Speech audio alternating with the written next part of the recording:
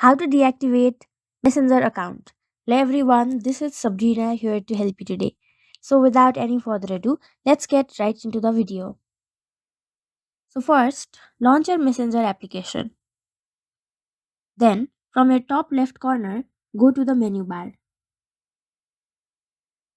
After that, tap on Settings. Now scroll all the way down and then go to Account Center. After that, go to Personal Details. Now go to Account Ownership and Control. Now go to Deactivation or Deletion. Select your Messenger account, or in this case, for Messenger, you will have to select your Facebook account and then confirm deactivating.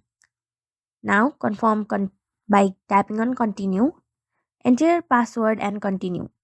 And that's how your account will be deactivated. So that's it. Thank you for watching this video. Make sure to like, share, and subscribe to our YouTube channel. If you got any questions, comment them down, and I'll catch you in the next one.